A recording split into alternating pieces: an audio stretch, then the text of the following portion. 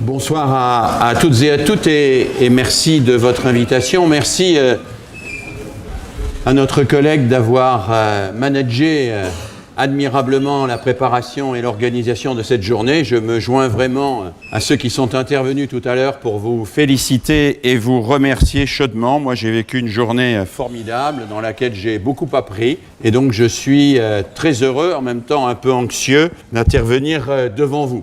Alors pour moi, c'est toujours un événement un peu extravagant d'intervenir devant des professeurs d'éducation physique et sportive parce que je fus un élève absolument épouvantable en éducation physique et sportive et je dois dire que j'y ai vécu à titre personnel des humiliations qui m'ont longtemps pesé et qui ont constitué des blessures importantes dans mon enfance et mon adolescence. Je me vois encore pendu à une corde que je n'arrivais pas à monter devant une classe et un professeur qui riait de me voir ainsi pendu et qui se moquait de moi. Alors ça m'a blessé, évidemment, mais ça a été aussi l'occasion d'une prise de conscience parce que je me suis dit que si j'étais moi-même blessé quand j'étais pendu au bout de la corde que je n'arrivais pas à monter, c'est que d'autres l'étaient également quand ils n'arrivaient pas à résoudre des équations mathématiques ou traduire des versions latines ou réaliser des dissertations de philosophie. Ça m'a permis, au moins par empathie, de comprendre quelle était la souffrance qu'il pouvait y avoir dans une humiliation liée à un échec ou à des difficultés scolaires. Mais cette humiliation, il y a bien longtemps que je l'ai évidemment digérée et depuis près de 40 ans, cette humiliation a fait face à une immense admiration. Alors passer de l'humiliation en EPS à l'admiration des professeurs d'EPS, ça tient à quoi? Ça tient à mon compagnonnage avec des collègues professeurs d'EPS qui ont fait un travail remarquable dans les années 1982-83, quand j'investissais avec d'autres la rénovation des collèges, je savais dans un collège, quand j'arrivais, que nous pouvions toujours compter sur les professeurs de PS pour être là, dynamiser l'équipe, dire que c'était possible et qu'on n'allait pas en rester à la résignation. J'ai rencontré ensuite des professeurs de PS qui, les premiers, parmi toutes les autres disciplines, ont repensé la question de l'évaluation d'une manière intelligente, d'une manière qui permettait de faire en sorte que cette évaluation soit l'indicateur que l'on progresse sur soi-même et non pas que l'on progresse par rapport aux autres. Ça a été pour moi une découverte très importante et que j'ai tenté ensuite de mettre en œuvre dans d'autres disciplines et de décliner avec des professeurs d'autres disciplines. J'ai aussi eu la chance de collaborer avec les collègues de l'UFRAPS, de l'Université de Lyon 1, et de travailler avec eux parfois au quotidien, à la fois dans le cadre de la formation UFRAPS et puis ensuite quand j'étais directeur de l'IUFM et de voir à quel point ils étaient à la fois disponibles, chaleureux et capables d'entrer dans une interlocution constructive et tout ça m'a particulièrement fait investir et de plus en plus le travail avec eux. Alors, s'il fallait renforcer encore cette admiration, eh bien la journée d'aujourd'hui est là pour cela. On y a vu à la fois des chercheurs et des praticiens y faire part avec une précision remarquable de leur travail quotidien, de leurs difficultés et des pistes et des perspectives qu'ils ouvraient. Faire une synthèse de cela est évidemment quelque chose de tout à fait impossible. Alors, j'ai pris pas mal de notes, j'ai construit au fur et à mesure de la journée 2 ou 3 diaporamas, je vais vous passer le dernier, qui essaye d'organiser un petit peu un certain nombre de réflexions, mais bien sûr, ne soyez pas fâchés si tel ou tel aspect qui vous est apparu important n'est pas repris à l'intérieur de cette synthèse. Le titre donc, Enseigner l'EPS aujourd'hui en banlieue et ailleurs, c'est évidemment un clin d'œil, je le pense, au titre d'un ouvrage coordonné par Bernard Charlot qui s'intitulait « Le rapport au savoir en banlieue et ailleurs », où il analysait ici, sur cette académie, l'Académie de Créteil, les difficultés des enfants de milieux populaires pour accéder au savoir scolaire. Et il y montrait que la recherche de ces difficultés n'est pas quelque chose de facile, c'est quelque chose de compliqué, c'est un enjeu qui fait appel à des disciplines qui se croisent, à des approches qui se complètent. Il y montrait également que travailler sur les élèves un peu plus compliqués, un peu plus difficiles, sur les situations un peu plus compliquées ou un peu plus difficiles, c'est un atout pour la totalité du système scolaire. Et c'est la raison pour laquelle il avait ajouté, et je pense que vous avez ajouté, en banlieue et ailleurs. Dans l'histoire de la pédagogie, et je me suis pas mal intéressé pour ma part à cette histoire de la pédagogie, c'est toujours, et ça a toujours été selon une expression de Jean-Luc Godard qu'il applique au cinéma, mais que je trouve tout à fait conforme à ce qui s'est passé en pédagogie, c'est toujours la marche qui tient la page. C'est toujours ceux qui ont fait le pari d'éduquer les inéducables, qui ont fait progresser le système tout entier. C'est toujours ceux qui étaient dans les situations un peu plus compliquées, un peu plus complexes et qui mouillaient un peu plus la chemise, qui ont permis d'inventer les solutions, qui ensuite ont été reprises, retravaillées et réinvesties pour bénéficier à tous. Et contrairement à ce qu'on nous dit ici ou là, quand on travaille pour les élèves les plus difficiles, ce n'est pas pour oublier les autres, ce n'est pas au détriment des autres, ce n'est pas au détriment de ceux qu'on appelle l'élite, mais bien au contraire. Travailler sur les élèves les plus difficiles, c'est toujours comprendre un peu mieux qu'est-ce que c'est qu'apprendre, qu'est-ce que c'est qu'éduquer, c'est toujours aller plus profond dans les problématiques pédagogiques et c'est donc toujours faire progresser l'éducation en général, l'éducation nationale en particulier et l'éducation scolaire. J'ai eu l'occasion, parmi quelques bonheur professionnel, de rencontrer des collègues qui travaillaient avec des enfants cérébrolésés. Enfants cérébrolésés, c'est-à-dire victimes d'accidents de la route pour la plupart, et à qui il manquait, après cet accident de la route, une partie parfois très importante du cerveau et donc de leur capacité cérébrale et personnelle. J'ai vu ces collègues réapprendre à ces enfants à porter une cuillère de purée à la bouche ou à boire avec une paille ou à réentendre un son qui signifiait que c'était le moment de faire telle ou telle chose. Et j'ai vu comment, à travers ces petits gestes, ils réinvestissaient la compréhension au sens le plus profond et ils étaient capables de reconstruire en quelque sorte les processus mentaux et l'intelligence dans ce qu'elle a de plus complexe. Chaque fois qu'on va vers les personnes les plus en difficulté, en réalité, on fait progresser la pédagogie et l'éducation tout entière. Alors, s'agissant de cette journée de travail, évidemment, vous avez présenté, ça a été quelque chose de très fort, des pratiques professionnelles et dès ce matin, on l'a précisé, contextualisées.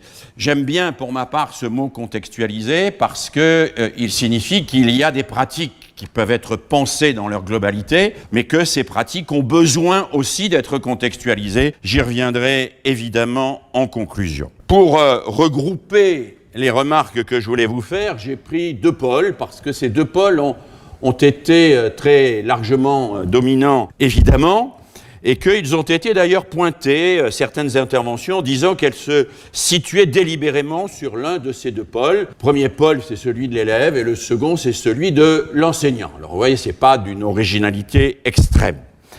J'ai donc regroupé mes remarques autour de ces deux pôles, et autour de ces deux pôles, je les ai ressaisi autour d'une alternative que j'ai appelée entre toute puissance et impuissance, ou entre impuissance et toute puissance. Il m'a semblé en effet que dans beaucoup des propos qui étaient tenus, ce qui était cherché, c'était une voie possible pour une action pédagogique éclairée qui ne soit pas l'illusion de la toute-puissance, on évoquait le gourou ce matin dans une présentation, et qui ne soit pas non plus le renoncement et l'impuissance devant le fatalisme. Alors, trouver une voie entre la toute-puissance du gourou qui croit que tout est possible et l'impuissance de celui qui croit que Bourdieu a prescrit l'avenir alors qu'il n'avait fait que décrire le présent, il y a probablement un passage. Ce passage, il a été exploré toute la journée et je vais tenter de le réexplorer rapidement avec vous autour de quelques balis. Première série de remarques donc, l'élève entre toute puissance et impuissance. Dès le premier exposé ce matin sur l'adolescent, on sentait qu'il y avait là une balance tout à fait essentielle. Effectivement, cette balance, elle est centrale, c'est une problématique centrale, c'est une problématique développementale, c'est la question du rapport à ce que nous appelons parfois l'infantile. L'infantile n'est pas l'enfance. L'infantile, c'est ce qui en nous est la nostalgie de ce qui est avant l'enfance. Avant que nous naissions, nous sommes dans le ventre de notre mère, où nous sommes logés, nourris, blanchis. Nous n'avons strictement aucune frustration, tout nous arrive immédiatement et aucun de nos désirs n'a besoin d'attendre sa réalisation. La naissance, c'est la découverte de la frustration et c'est une découverte douloureuse pour l'enfant. Douloureuse parce qu'il a froid et il veut qu'on vienne le couvrir, il est mouillé, il veut qu'on vienne le changer, il a faim, il veut qu'on vienne lui donner à manger. Et ça ne vient pas tout de suite, pas toujours tout de suite. Il a besoin de sa mère ou de son père et ils ne sont pas là, ils sont occupés à autre chose et légitimement occupés à autre chose. Il faut donc qu'ils assument qu'ils ne sont pas le centre du monde. Il faut qu'ils occupent une place dans le monde sans être au centre du monde, ce qui est compliqué, ce qui est un apprentissage long et difficile, ce qui est un apprentissage que nous n'avons jamais fini de faire, nous autres d'ailleurs, en tant qu'adultes, avoir une place dans le monde sans être au centre du monde. Et d'ailleurs, on a parlé à 2 ou 3 reprises dans la journée de ces élèves perturbateurs, chahuteurs, de ceux et celles qu'on voit parfois sur les vidéos et qui rendent la classe difficile, ceux qui veulent occuper toute la place.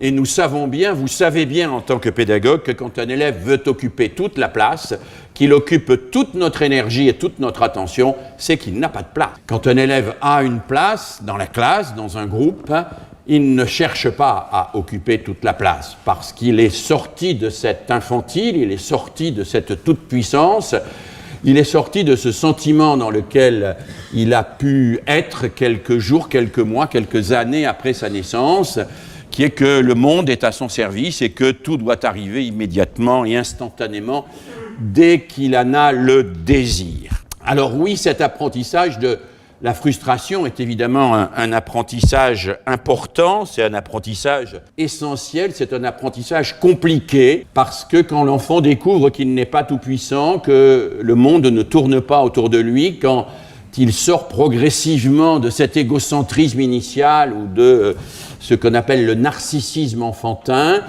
eh bien, il peut basculer dans l'impuissance et se laisser aller à une forme de reniement, finalement, de toute volonté, voire de tout désir. Il peut tuer en lui le désir au prétexte que ces désirs ne sont pas réalisés. Et vous en connaissez de ces élèves qui sont restés dans l'infantile au point que quand leurs désirs ne peuvent pas être réalisés, ils tuent à eux toute forme de désir. Alors oui, trouver un passage entre l'impuissance et la toute-puissance et l'impuissance, eh bien c'est accepter qu'on ne peut pas tout avoir tout de suite, qu'il faut du temps parfois, accepter que le monde n'est pas entièrement centré autour de notre personne, et que nous avons à être quelque part, que nous ne pouvons pas être partout et tout avoir.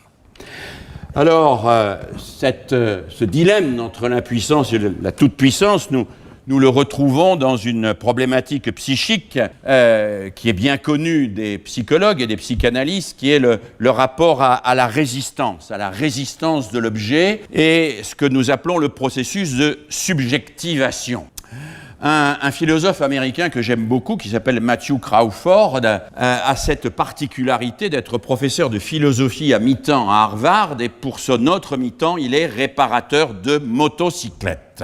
Il a écrit 2 livres, dont le premier s'appelle « L'éloge du carburateur », le second s'appelle « Contact », et dans ces livres, il étudie d'une manière extrêmement précise en quoi les enfants que nous avons aujourd'hui, que vous avez dans vos classes, ont un déficit dans leur processus développemental qui est la rencontre avec l'objet qui résiste. L'objet qui résiste, qui est la terre, la pierre, le bois ou n'importe quoi d'autre, ce à qui je ne peux pas imposer ma toute-puissance, cet objet face auquel je ne peux pas être un magicien, mais qui m'impose de faire avec lui, parce qu'il résiste à ma volonté démiurgique. Alors oui, l'enfant a besoin de découvrir cette résistance. Il a besoin tout bêtement de comprendre ce qu'un certain nombre d'enfants ne savent pas et n'ont pas compris, que c'est pas en gueulant sur les tomates qu'on les fait pousser plus vite, que c'est pas en criant que ça change le monde, que c'est pas en cassant les choses qui nous résistent qu'on va les transformer, mais qu'au contraire, c'est en apprivoisant cette résistance qu'on va progressivement se former et se transformer et créer dans le monde des objets nouveaux. Je pense que Crawford a raison quand il dit que l'immense domination des écrans, on a cité des chiffres dans une communication ce matin, 4h30 ou 4h30 pour la France, 6h30 pour les États-Unis. Cette domination des écrans fait entrer l'enfant dans une relation au virtuel. Et dans le virtuel, la résistance, elle est factice, elle est fictive. Dans le jeu vidéo, il y a des morts, mais ils se relèvent. Dans le jeu vidéo, ce qu'on fait ne me résiste pas vraiment, ou ça ne me résiste que dans la mesure où je n'assume pas l'apprentissage de cette règle du jeu vidéo dans une relation qui est toujours une relation de sidération. Quand je suis à construire un objet, alors là, c'est autre chose. Si un jour, ça ne m'arrivera plus à mon âge, rassurez-vous, j'étais amené à élaborer des programmes pour l'école primaire, je donnerai probablement comme objectif de fin d'école primaire pour tous les élèves de France, savoir fabriquer un tabouret sans colle ni clou. Bon, à chacun d'entre vous, d'ailleurs, je donnerai cet objectif, savoir fabriquer un tabouret sans colle ni clou. Parce que savoir fabriquer un tabouret sans colle ni clou, c'est apprendre la résistance de quelque chose qui s'appelle le bois. C'est découvrir qu'il faut un tenon, une mortaise, c'est découvrir des choses que je ne peux pas décréter et avec lesquelles il me faut travailler. Eh bien, entre impuissance et toute puissance, il y a ce dialogue avec ce qui nous résiste sous cette forme que Piaget avait définie et très bien décrit, assimilation, accommodation. J'assimile, je comprends une partie de ce monde extérieur et je m'accommode aussi à ce monde extérieur et je me construis en fonction de lui et je me construis en construisant quelque chose dans le monde.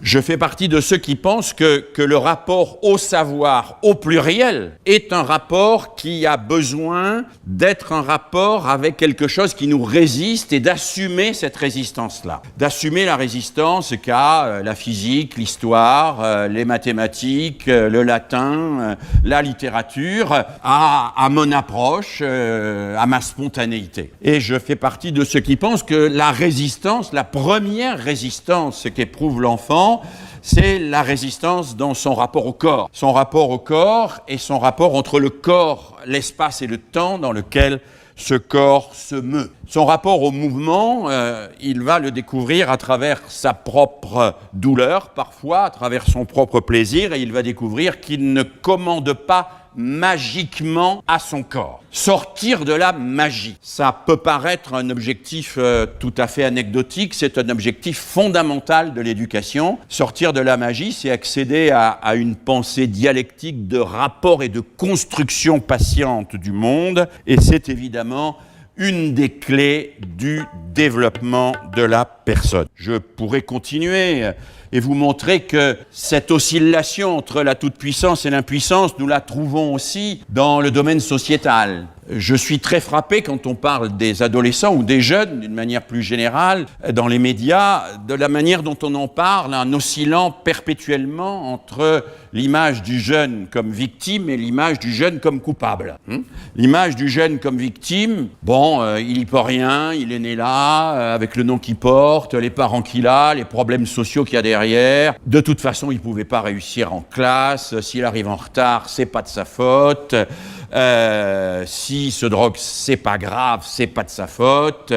Et on est dans une espèce de psychologie de l'excuse permanente au nom de réalités qui sont certes indiscutables, mais face auxquels tous les jeunes ne réagissent pas quand même complètement de la même manière. Et puis face à ceux qui décrivent les jeunes comme des victimes, il y a ceux qui les décrivent systématiquement comme des coupables, c'est-à-dire qui pensent que le jeune qui transgresse une règle ou transgresse la loi, eh bien, est coupable, quelle que soit son origine sociale, quelles que soient les difficultés qu'il a vécues dans son histoire personnelle, quelle que soit sa trajectoire et les obstacles qu'il a rencontrés. Alors les adolescents eux-mêmes, d'ailleurs, ont parfaitement intégré cette oscillation entre la victime et le coupable. Un certain nombre d'ados avec lesquels j'ai pu travailler ou je continue à travailler sont parfaitement capables de me faire du Bourdieu quasiment du type oui, c'est pas de ma faute, je suis dans la reproduction sociale, mon milieu m'a fait comme ça et vous n'avez pas à me considérer comme responsable de quoi que ce soit puisque c'est les déterminismes sociaux qui sont à la clé des comportements humains. Alors ils ne le disent pas tout à fait de cette manière, mais enfin, globalement, ils disent « j'y suis pour rien, c'est pas de ma faute, venez pas me chercher, je pouvais pas faire autrement ». Et puis, à côté de ça, un certain nombre d'adultes et un certain nombre de jeunes réclament leur responsabilité. J'ai voulu cela, je l'ai décidé, je veux le décider. Et parfois même, nous connaissons un certain nombre d'enfants, d'adolescents, de jeunes adultes qui, comme ils sont dans des situations où ils échouent à peu près systématiquement, décident à un moment de décider d'échouer. Parce que c'est quand même moins humiliant de décider d'échouer que d'échouer parce qu'on ne peut pas réussir. L'élève qui travaille 3 heures tous les soirs chez lui pour avoir 4 de moyenne, c'est très humiliant. L'élève qui dit « l'école, j'en ai rien à foutre et je les emmerde, et je vais rien foutre parce que mon échec, je le revendique et je vais le faire jusqu'au bout, et s'il y a une chose que je réussis, c'est mon échec », alors cet élève-là, il revendique sa responsabilité. Et il bascule dans une espèce d'impuissance dans laquelle il était, dans une espèce de toute-puissance qui parfois l'amène à des comportements complètement transgressifs, parfois l'amène à des comportements suicidaires même. Soit suicidaires par la violence à l'égard de lui ou par la violence à l'égard de l'autre, soit par des comportements que vous connaissez, d'addiction, de scarification, etc., qui sont des comportements qui sont une forme de retournement de l'impuissance sociale en revendication de son propre échec comme étant sa seule manière d'exister. Comme si, d'une certaine manière, ces jeunes se suicidaient pour se prouver qu'ils existaient. Ce qui est le cas d'un certain nombre de ces jeunes. Et entre les jeunes victimes et les jeunes coupables, il est parfois difficile de trouver dans les médias quelque chose qui évoque la formation à ce qu'on pourrait appeler la responsabilité. Parce que entre le tout victimaire et le tout coupable, il y a le responsable. Je ne suis pas responsable de tout, mais il y a des choses dont je suis responsable dans ce que je fais.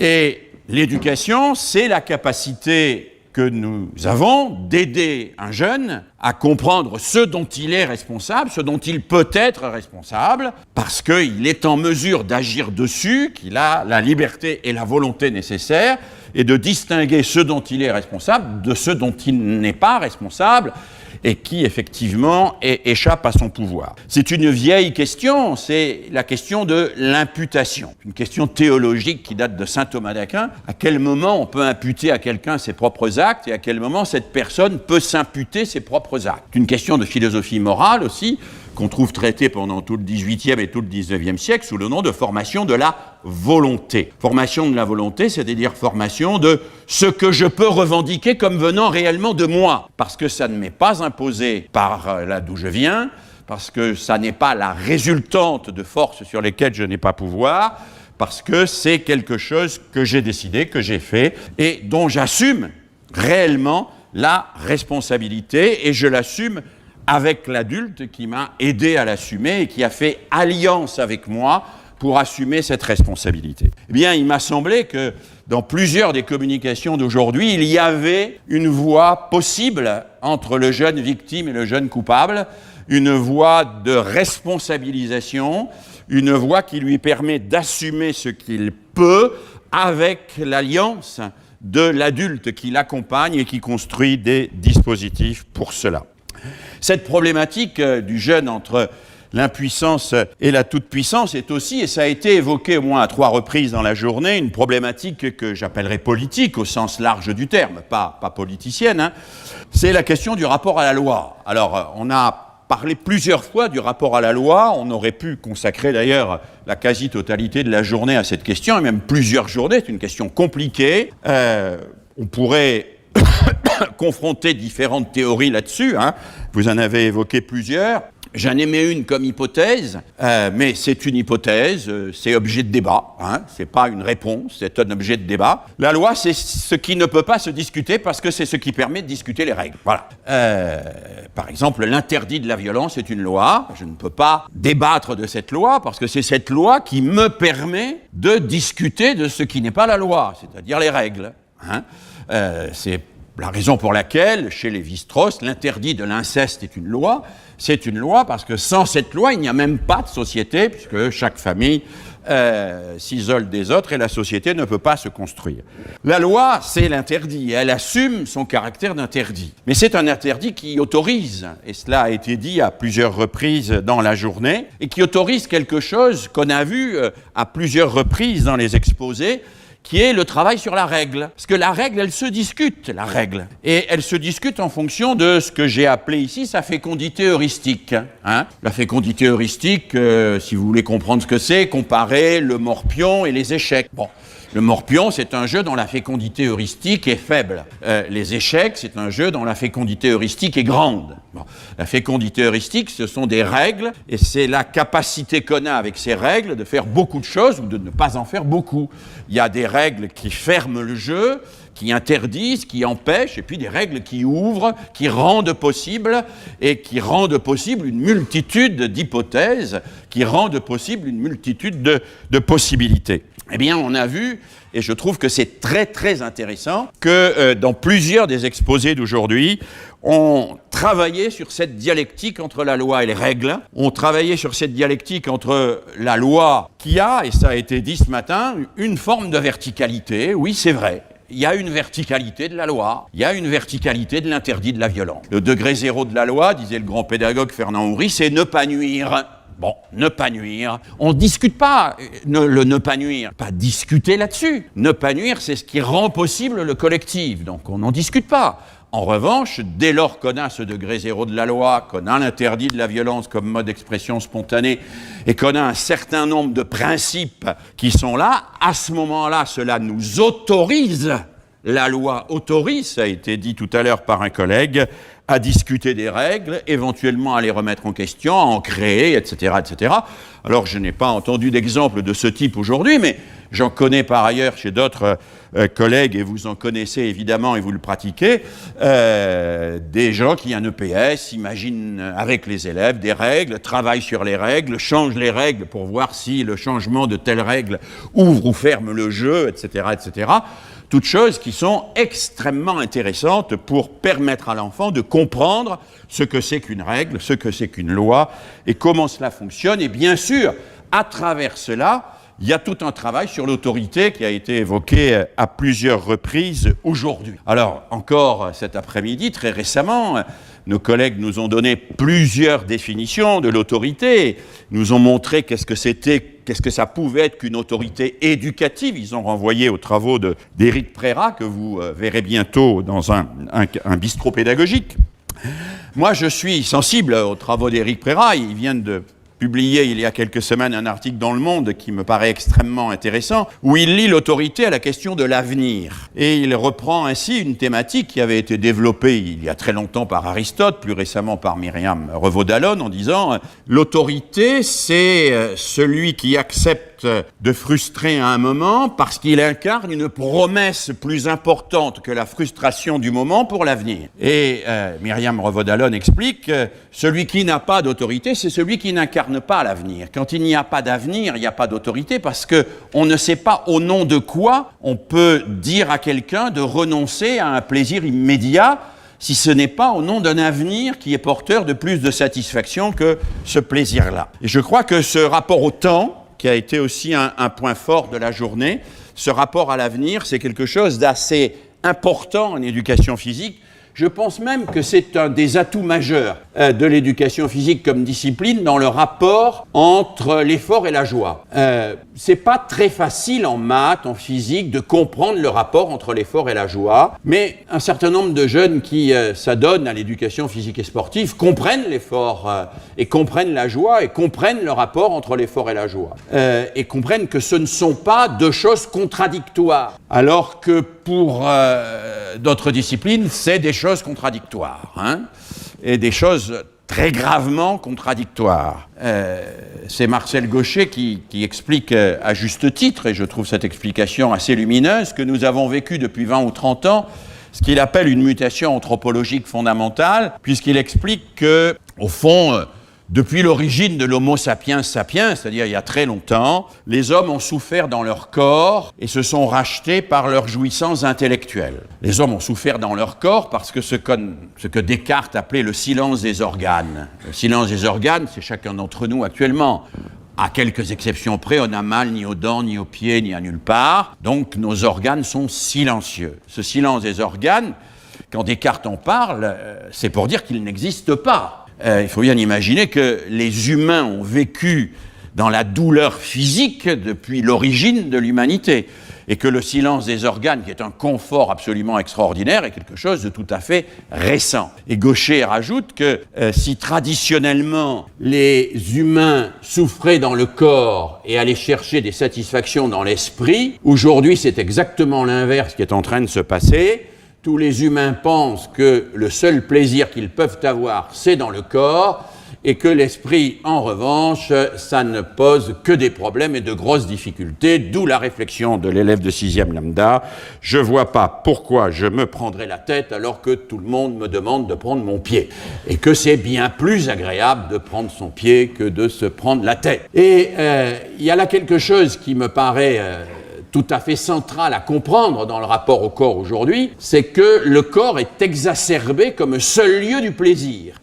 Et lieu du plaisir, si possible sans effort, et si possible sans travail, et si possible avec les adjuvants qui vont permettre de se passer de l'effort et du travail. Et c'est là où votre responsabilité, elle est tout à fait centrale, c'est qu'elle va consister à relier à nouveau le plaisir et l'effort, et à montrer qu'il y a un lien consubstantiel dans le corps entre le plaisir et l'effort, mais que ce lien consubstantiel, ce n'est pas simplement dans l'éducation physique et sportive qu'il peut se trouver, mais qu'il peut se trouver aussi dans d'autres disciplines, et que l'éducation physique et sportive a à cet égard une responsabilité particulière, mais que cette responsabilité, elle doit pouvoir la faire partager aux autres disciplines.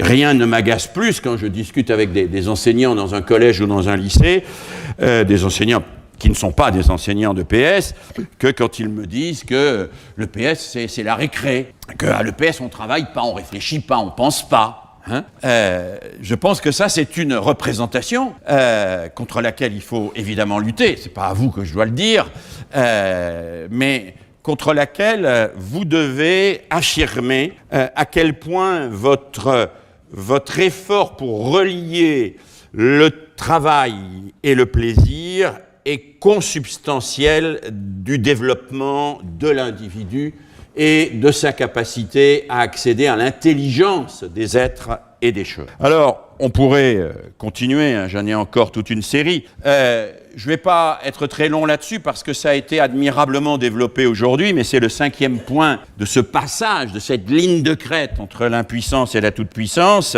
C'est la problématique didactique du rapport à l'activité.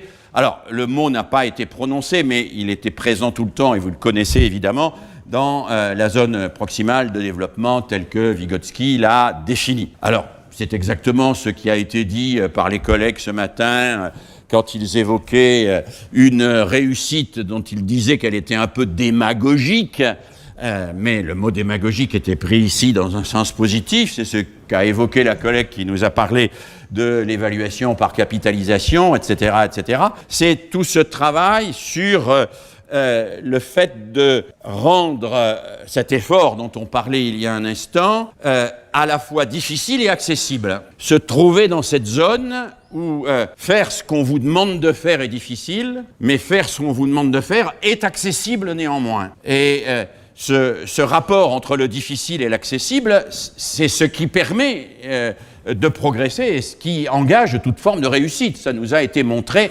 plusieurs fois aujourd'hui. Celui qui est trop difficile, évidemment, il crée cette contrainte qui, dès ce matin, nous a été décrite comme un facteur d'échec et d'enquistement dans l'échec. Celui qui met la barre trop bas, c'est un abandon de l'exigence, ça a été dit, c'est un reniement de l'exigence, ça a été dit aussi à plusieurs reprises, mais penser que l'ajustement à la zone proximale de développement, c'est-à-dire à ce que le sujet peut faire avec moi avant de pouvoir le faire tout seul, qui est difficile mais accessible, que cet ajustement relève d'une mécanique, ça c'est une erreur. Cet ajustement, il relève de notre jugement pédagogique et il relève de notre capacité de travail au quotidien avec chacun de nos élèves. Et c'est ce travail qui nous amène, et on en a vu de très beaux exemples, à construire des contraintes, mais des contraintes qui permettent de progresser et dont l'enfant, dont l'élève va voir que c'est la contrainte qui permet de progresser. Il y a une confusion aujourd'hui qui se développe beaucoup dans tout un courant, un peu ce que j'ai appelé dans mes écrits récents les hyperpédagogues, vous savez, cette espèce de courant qui pense que dans les écoles démocratiques, dites démocratiques par exemple, il suffit de laisser les enfants libres de faire ce qu'ils veulent et qu'ils s'épanouiront comme des fleurs sans absolument aucune contrainte ni rien. Un courant qui confond la liberté et la spontanéité. Mais la liberté, ça n'est pas la spontanéité. La spontanéité, ça n'est que la reproduction des stéréotypes et du droit du plus fort. Si je veux créer, construire de la liberté, il faut que je place des contraintes, mais des contraintes fécondes, c'est-à-dire des contraintes qui vont permettre à l'élève de progresser, de découvrir qu'il progresse. Il y a deux types de contraintes, vous le savez bien dans l'enseignement, et en éducation physique en particulier. Il y a les contraintes pour avoir la paix, on peut de temps en temps les utiliser parce qu'on a le droit d'être fatigué, et puis il y a les contraintes dont on sait qu'elles constituent cet obstacle qui, quand il va être franchi, va permettre de progresser significativement et d'être fier, ça a été dit aussi aujourd'hui, de ces progrès. Et puis, je vais terminer cette exploration du paradoxe de l'impuissance et de la toute-puissance du côté de l'élève en évoquant une problématique qui a été évoquée une fois aujourd'hui, qui est la problématique que j'appellerais du commencement, la problématique philosophique du commencement. C'est une vieille problématique. On la trouve chez Aristote dans un texte célèbre, l'Éthique à Nicomaque. Aristote dit « Comment peut-on apprendre à jouer de la cithare ?» La cithare, c'était de la guitare, si ce n'est en jouant de la cithare. Mais si on sait jouer de la cithare, on n'a pas besoin d'apprendre à jouer de la cithare. Et si on ne sait pas jouer de la cithare, on ne peut pas apprendre à jouer de la cithare, puisque pour jouer de la cithare, il faut savoir jouer de la cithare. Et pour apprendre à en jouer, il faudrait savoir jouer déjà. Bon, enfin, c'est compliqué, quoi. On ne sait pas trop où on en est. Aucun d'entre vous n'est assez vieux pour avoir connu Raymond DeVos. Mais si vous réécoutez des vieux 45 tours ou 33 tours de l'époque, vous trouverez des choses de ce type. L'apprentissage, c'est compliqué parce que c'est faire quelque chose qu'on ne sait pas faire pour apprendre à le faire. On ne sait pas le faire, mais il faut le faire, et il faut le faire pour apprendre à le faire, mais on ne sait pas le faire. Mais il faut le faire, parce que ça permet d'apprendre à le faire. C'est vraiment le truc qui tourne en boucle, quoi. C'est le truc à vous rendre fou. Il y a des choses qu'il faut commencer à faire sans savoir faire. Si, par exemple, les hommes n'avaient commencé à faire l'amour qu'une fois qu'ils savaient faire l'amour, l'espèce se serait éteinte depuis très longtemps. Il y a des choses qu'il faut commencer à faire sans savoir les faire. Faut prendre le risque. Bon, faut prendre le risque. Eh bien, en classe, c'est un peu pareil.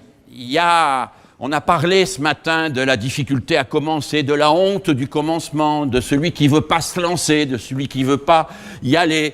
Ben oui, ils sont là.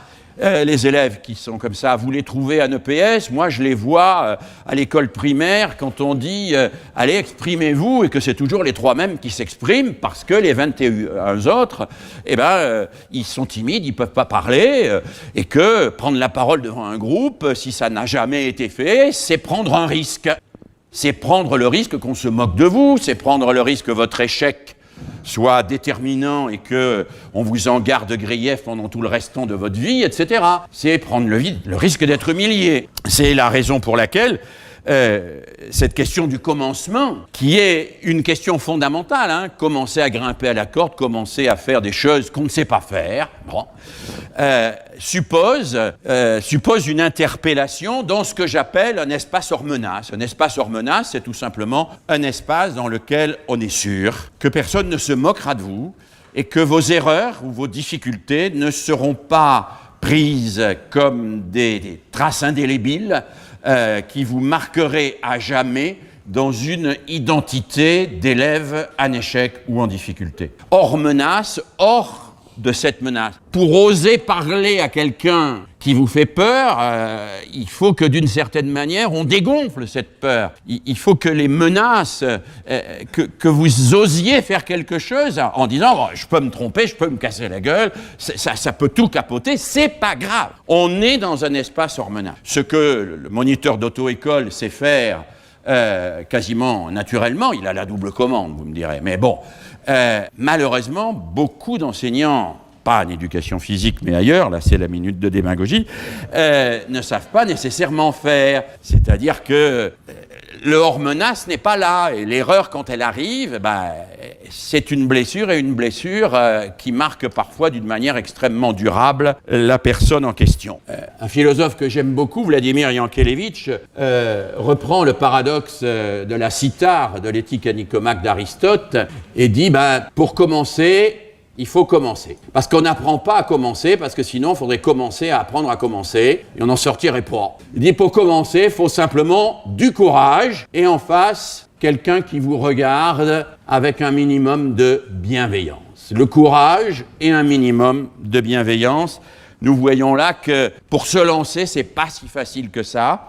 C'est vrai pour faire une disserte, c'est vrai pour faire un marathon, c'est vrai pour le triple saut, c'est vrai pour tout ce qui a été évoqué aujourd'hui, et je peux vous dire, pour l'avoir éprouvé en tant qu'élève, que c'est vrai en éducation physique comme ailleurs. Alors je vais continuer et accélérer un petit peu, parce que là, ce sont des choses que vous connaissez mieux, vous les avez exprimées aussi aujourd'hui.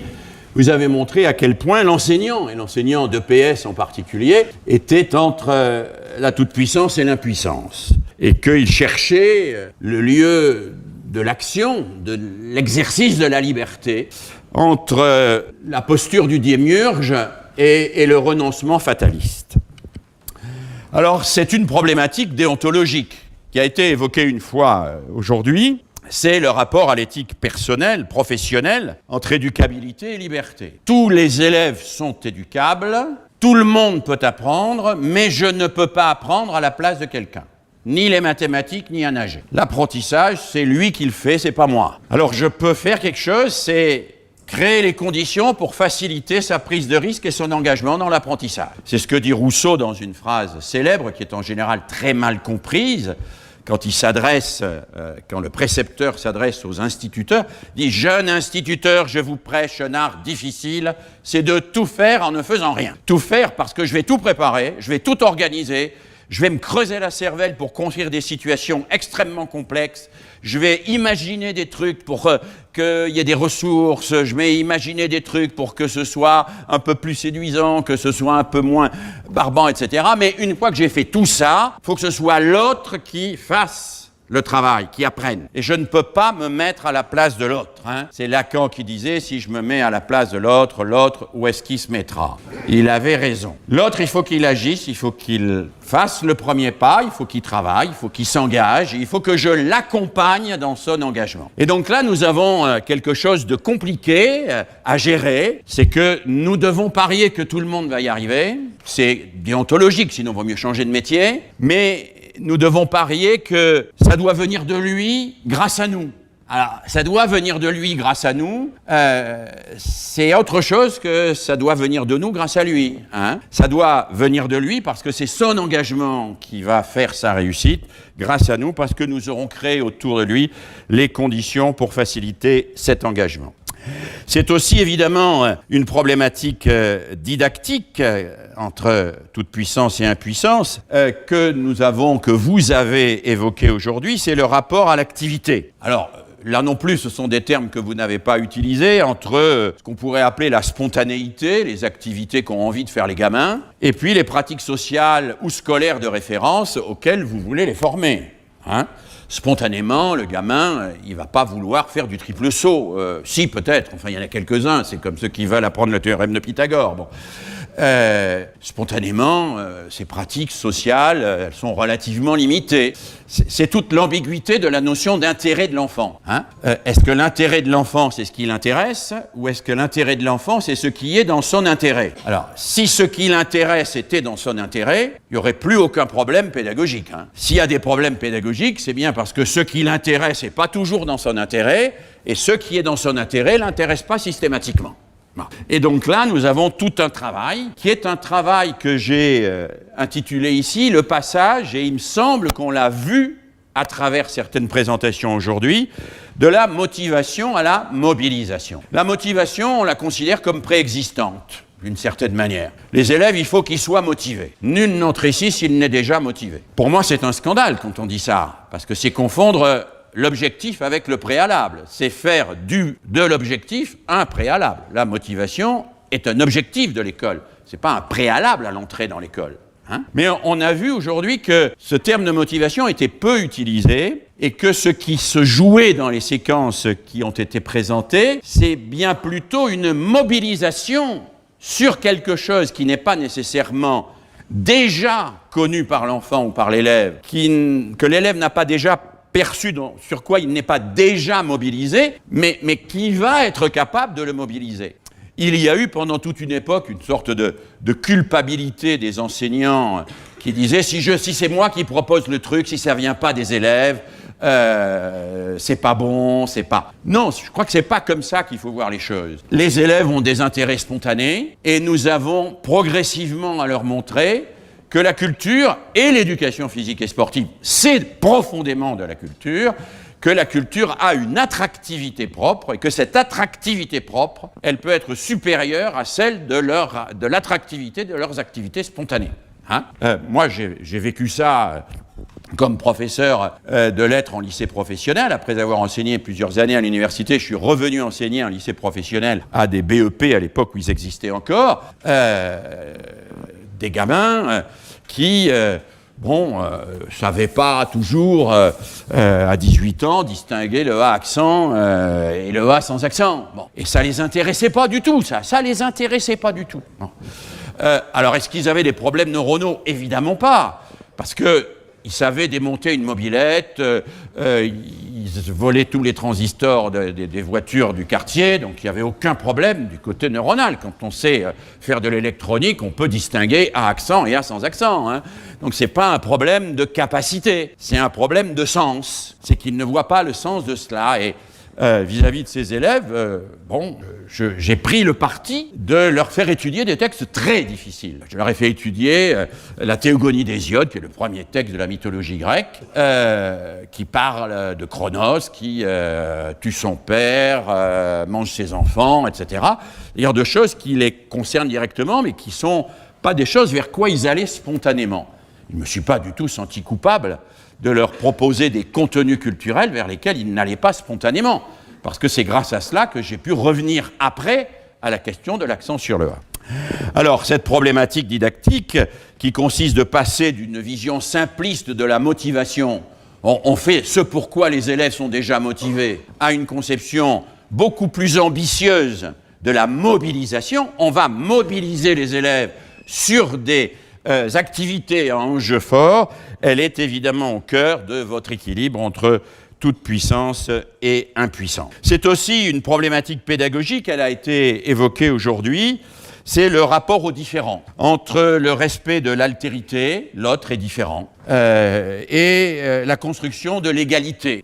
C'est un des grands problèmes de l'école républicaine. Ça a été évoqué à plusieurs reprises. La différence est là, qu'on le veuille ou non. Alors, il y a la différence entre garçons et filles. Hein. Elle n'est pas forcément, j'ai bien entendu que ça se réduisait sur le plan de la performance au marathon. Mais la réduction sur le plan de la performance au marathon ne signifie pas qu'on va égaliser toutes les différences physiologiques entre garçons et filles, par exemple. Bon. Et même si on légitime le transgenre, il y aura quand même des différences. Donc la différence, elle est là. Hein. Et pourtant, nous devons construire l'égalité, et l'école républicaine a pour mission de construire l'égalité. C'est le devoir d'éducation, pas l'égalité des chances. Hein. L'égalité des chances, il y a la Française des Jeux pour ça. Hein. Vous jouez, et ceux qui gagnent ont joué. Bon. La construction de l'égalité, c'est le droit à l'éducation pour tous, y compris quand il faut donner plus à ceux qui ont moins, ce qui a été le principe qui, vous le savez, a guidé la construction des zones d'éducation prioritaire en 81. Cela suppose de se définir des objectifs communs, ambitieux, on a parlé du socle commun, mais de prendre aussi en compte les trajectoires singulières. Cela suppose une pédagogie différenciée, ça a été dit, et la collègue qui a parlé des stéréotypes garçons-filles a rajouté et a insisté sur le fait qu'il fallait aussi déconstruire les stéréotypes, et en matière de stéréotypes garçons-filles, il y a beaucoup encore à déconstruire, et vous avez un rôle central à jouer dans ce domaine. Ce qu'elle a appelé le virilisme, sur quoi Éric Debardieu vient de faire une enquête extrêmement intéressante, qui montre que si les garçons sont encore dominants dans l'éducation physique et sportive, ça reste bien à peu près la seule discipline où ils dominent, parce que pour tout le reste, les filles sont en tête très largement partout, puisque chez les garçons, la construction identitaire s'effectue en grande partie, et plus on est en milieu difficile, plus elle s'effectue comme ça, dans une rupture avec la culture scolaire et une transgression des règles scolaires. Hein. Si on ne transgresse pas les règles scolaires, on est un PD où il le pète. Enfin bon, donc on n'est pas... Et si on va demander des explications sur la poésie à la prof à la fin du cours, je ne vous dis pas. Hein, bon, et vous savez qu'aujourd'hui, les résultats scolaires des filles sont massivement au-dessus des garçons. On a dépassé les 30%. Ce qui veut dire que globalement, dans le système scolaire français, une fille cancre est devenue aussi rare qu'un garçon brillant, c'est-à-dire quasiment inexistant. Et que, non, je vous jure, prenez les statistiques genrées, vous verrez, et qu'il y a énormément de stéréotypes à déconstruire. Alors, moi j'ai fait des enquêtes sur cette affaire garçon-fille, pas en EPS, mais ailleurs. Et je suis allé montrer aux profs leurs résultats chiffrés. Je leur demandais leurs résultats chiffrés. Donnez-moi vos notes. Ils me donnaient les notes. Je leur comparais les garçons et les filles, et je voyais que partout les filles étaient en tête, 30%. Plus le milieu est modeste, plus les filles sont en tête d'ailleurs. Hein. Et puis j'allais voir les profs, y compris les profs femmes, et je leur disais qui sont vos bons élèves. Et là, elles me citaient toujours des garçons. Et je disais, mais attendez, mais regardez, les filles ont de meilleures notes. Et la réponse était toujours la même. Oui, mais c'est parce qu'elles travaillent. Sous-entendu, elles compensent leur manque d'intelligence par un labeur plus besogneux. Ce qui est extrêmement désobligeant pour les filles. Hein. Tout aussi désobligeant que l'attitude que dénonçait notre collègue tout à l'heure dans les cours d'éducation physique. Et ce qui se traduit en décision d'orientation. Parce que à 8,5 sur 20, une fille de 3e, on dira elle est bien brave, elle a travaillé, mais enfin globalement, elle est appliquée, mais pas plus. Hein.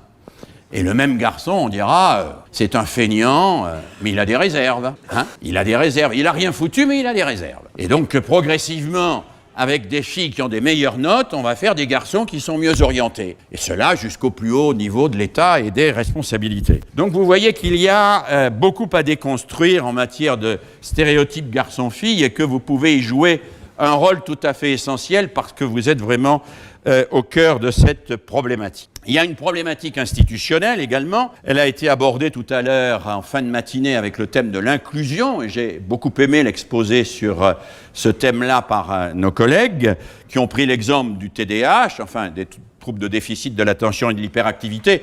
Alors, je les mets simplement en garde sur le fait que le dépistage du TDAH avec les tests dits de Conners est sujet à caution sur le plan scientifique. C'est-à-dire que ce n'est pas quelque chose dont on peut considérer aveuglément que c'est une vérité objective. Bon. Par ailleurs, la plupart des pédopsychiatres considèrent que les troubles de déficit de l'attention et de l'hyperactivité relèvent d'approches pluridisciplinaires. Et beaucoup de psychiatres même pensent que parfois un bon moniteur de foot vaut mieux qu'une mauvaise psychothérapie, ou qu'un bon club de théâtre vaut mieux qu'une dose de Ritaline. Pour soigner le TDAH. Bon. Mais laissons tomber l'exemple spécifique du TDAH et parlons d'inclusion. Ce que j'ai beaucoup apprécié dans l'exposé sur l'inclusion, c'est qu'ils nous ont montré quelque chose de fondamental, c'est qu'il ne suffit pas d'être dedans, il faut faire avec. Et ça, c'est fondamental. Qu'est-ce que je vois se mettre en œuvre sous le nom d'inclusion aujourd'hui? Je vois des gamins en difficulté très grave souvent, qu'on met dans des classes ordinaires, mais comme ils n'ont aucune activité avec les autres élèves, ils ne sont pas inclus, ils sont exclus de l'intérieur. Parce que ce qui inclut, ce n'est pas la classe, c'est l'activité qui inclut. C'est le fait de faire des activités avec les autres. Et je pense qu'il y a là quelque chose de très intéressant dans ce qui nous a été montré, c'est la possibilité d'avoir à la fois une approche spécifique à l'égard de ces jeunes qui ont des difficultés particulières, mais de les intégrer également dans des activités communes. Moi, j'ai beaucoup travaillé avec les enfants attardés mentaux graves, en leur faisant faire des orchestres de percussion, du théâtre, de l'expression corporelle, etc., avec des enfants ordinaires, des activités communes où ils pouvaient se retrouver en quelque sorte impliqués, inclus dans la même activité, tout en bénéficiant par ailleurs d'un suivi particulier, ce qui devrait être le droit de toutes ces personnes qui sont en difficulté, mais c'est le droit, c'est loin d'être la réalité, vous le savez bien. Et je conclus par une perspective que j'appellerais radicalement professionnelle, qui est le rapport à la décision. J'ai de plus en plus tendance à penser que ce qui caractérise la profession d'enseignant, c'est le fait que c'est un être de décision. C'est quelqu'un qui décide à chaque instant. Une de mes collègues, qui a été citée d'ailleurs tout à l'heure, Claudine Blanchard-Laville, a fait un livre avec toute une série de collaborateurs et collaboratrices qui s'appelle « Mélanie passe au tableau ». Et dans ce livre, qui fait 300 pages, elle analyse une décision d'un prof de 4e qui dit à un moment « Mélanie passe au tableau ». En maths. Il aurait pu dire « François, Bastien, Ahmed passe au tableau ». Il aurait pu dire « Qu'est-ce que tu en penses? Dis-le-moi de ta place ». Pourquoi Mélanie? Est-ce que c'est parce qu'elle sèche et que je veux la mettre en difficulté? Est-ce que c'est parce qu'elle sait que je veux lui permettre d'expliquer aux copains ou aux copines d'une manière différente de moi et que ça sera plus efficace parce que ce ne sera pas moi?